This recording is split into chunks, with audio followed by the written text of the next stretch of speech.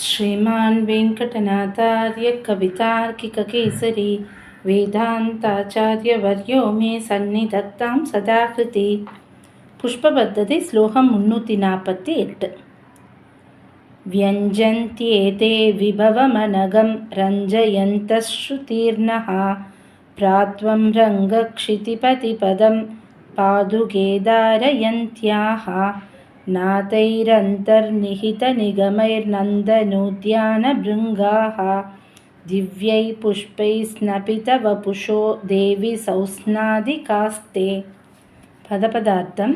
ஹே தேவி, விளங்கா நிற்கின்ற பாதுகே, வாராய் பாதுகையே, பிராத்வம் அனுகூலமாக, ரங்கக்ஷிதிபதி ஸ்ரீ ரங்கநாதனுடைய பதம் திருவடியை, தாரயந்தியாக தரித்து கொண்டும், திவ்யைஹி புஷ்பைஹி தேவலோகத்து புஷ்பங்களாலே, ஸ்னபித ஸ்நானம் பண்ணி வைக்கப்பட்டிருக்கின்ற, வபுஷா திருமேனியை உடைத்தாயுமிருக்கின்ற, தே உன்னுடைய, சௌஸ்நாதிகாகா நல்ல ஸ்நானம் ஆயிற்றா என்று கேட்கிறதான, ஏதே இந்த, நந்தனோத்யான இந்திரனுடைய தோட்டத்தில் இருக்கின்ற, பிருங்காகா வண்டுகள், அந்தர்நிகித உள்ளே வைக்கப்பட்டிருக்கின்ற, நிகமைகி வேதங்களை உடைத்தாயிருக்கின்ற, நாதைகி சப்தங்களாலே, நக எங்களுடைய, ஸ்ருதிஹி காதுகளை,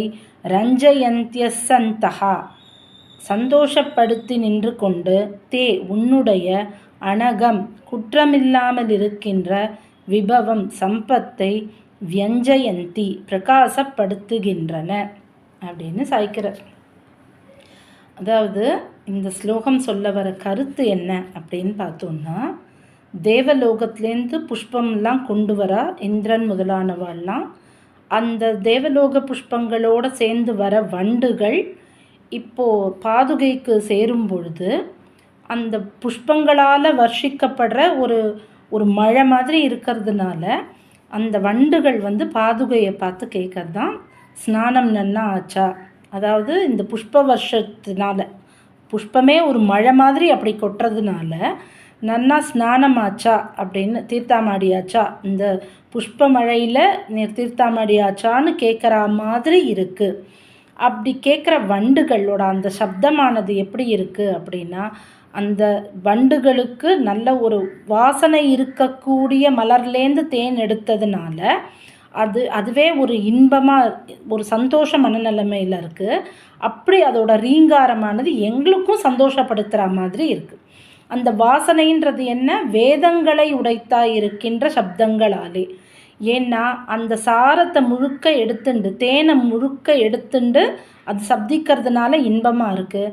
ஆனால் அது வேத வாசனையோடு இருக்குது. அது எங்களுக்கு காதுக்கு ரொம்ப இன்பமாக இருக்குன்றது. எப்படி தேவலோகத்திலேருந்து வந்த வண்டோட வாசனை எப்படி அதோட சப்தமானது வேதங்களை உடைத்தாய் இருக்கின்றது அப்படின்னா, அந்த இடத்துல தான் வியாக்கியார்த்தாக்கள் அந்த ஒரு வார்த்தையினால தான் இதுக்கு என்ன அர்த்தங்கிறத நமக்கு புரிய வைக்கிறார். இந்த இடத்துல வண்டுகள்னால் யார் அப்படின்னா, நம்மளுடைய ஆச்சாரியர்கள். பாதுகையானவள் இங்கே எப்போவுமே முதல்லேருந்து பார்த்துன்னு வரா மாதிரி ஆழ்வார்களுக்கு ஒப்பான பாதுகை அந்த சாமியம்.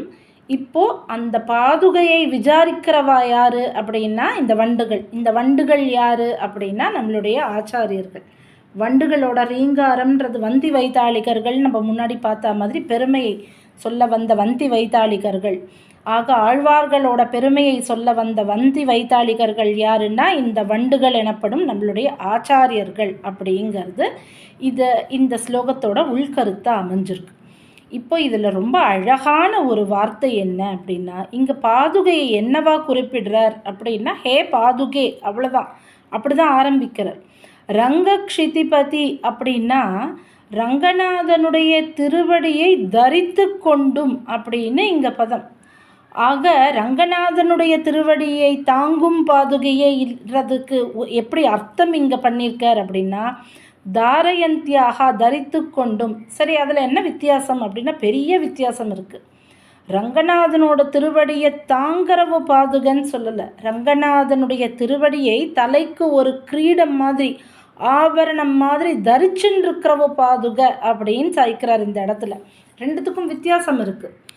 ஆக இங்கே எப்படி இந்த ஸ்லோகத்தோட அந்த அந்த வடிவமைப்பு எப்படி இருக்குது அப்படின்னா, ரங்கநாதன்ற பெருமாளுடைய திருவடியை கிரீடம் மாதிரி ஒரு ஆபரணமாய் தலைக்கு தரிச்சுருக்கிற பாதுகைக்கு நல்ல ஸ்நானம் ஆயிற்றான்னு கேட்கறது அப்படின்னா, அந்த இடத்துல பாதுகைக்கு ஒரு அபிஷேகம் ஆயிருக்குன்னா அது இந்த புஷ்பங்களால் பண்ணப்பட்ட அபிஷேகம்ன்றது எப்படி இருக்குது அப்படின்னா, நம்ம ஸ்ரீஸ்துதியில் தாயாருக்கு சாய்ப்பர் நம் சுவாமி அக்ரேபர்த்தூவில் புஷ்பாசார ஸ்தகித புவனை புஷ்கலா வர்த்தகாத்தியைன்னு அந்த மாதிரி இந்த இடத்துல புஷ்பங்களால் ஒரு ஸ்நானம் ஆச்சுன்னா யாருக்கு இந்த மாதிரி ஆயிருக்கு? மகாலட்சுமி தாயாருக்கு இந்த மாதிரி ஆயிருக்கு.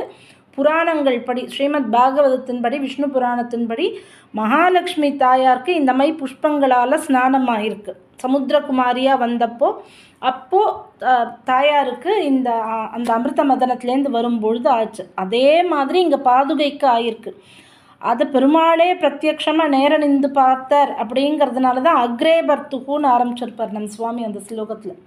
இங்கே அதே மாதிரி இங்கே பாதுகா பிராட்டிக்கும் புஷ்பங்களால் ஒரு அபிஷேகம், திருவபிஷேகம் ஆறுது.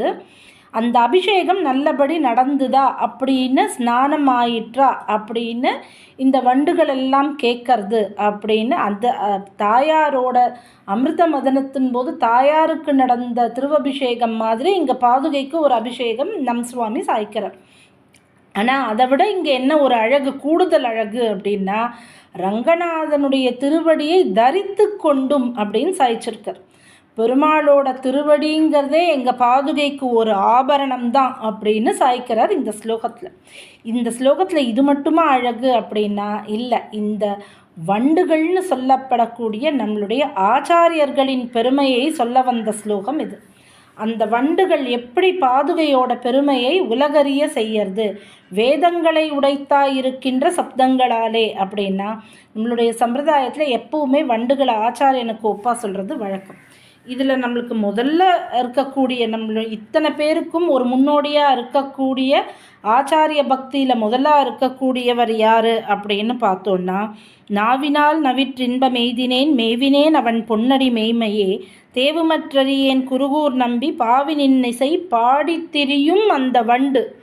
மதுரகவி ஆழ்வார்ங்கிற அந்த வண்டு தான் நமக்கு முதல்ல இருக்கக்கூடிய வண்டு நம்மளுடைய சம்பிரதாயத்தில் இருக்கக்கூடிய. ஏன்னா அவர் நாவினால் நவிற்றின்பம் எய்தினன். ஒரு வண்டு எப்படி தன்னுடைய வாயால் அந்த தேன் எல்லாத்தையும் உறிஞ்சு அந்த இன்பத்தை அடையுமோ அந்த மாதிரி நம்மளுடைய மதுரகவி ஆழ்வார்ன்ற வண்டும் பாடித்திரியும் வண்டா இந்த இடத்துல நமக்கு தெரியுது. அடுத்தது ரெண்டாவது வண்டு யாருன்னு பார்த்தோன்னா திருவரங்கத்தமுதனார். அவர் தன்னை வண்டுன்னே சாய்ச்சின்னு இருக்கார் ராமானுஜ நூற்றந்தாதியில்.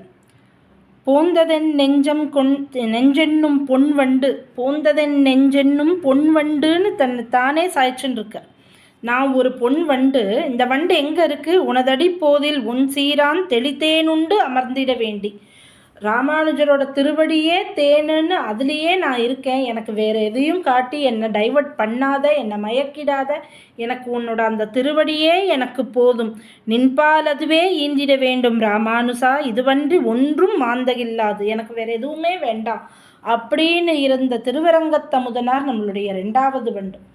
நமக்கு எல்லாத்தையும் விட நமக்கு இவ்வளவு விஷயங்களையும் சொல்லி கொடுக்கின்ற அத்தனை பெருமாளுடைய ஆச்சாரியர்களுடைய ஆழ்வார்களுடைய இத்தனையுமே ஒரு ரீங்காரத்தின் மூலமாக நமக்கு சொல்லி கொடுக்கின்ற மூன்றாவது வண்டு நம் சுவாமி.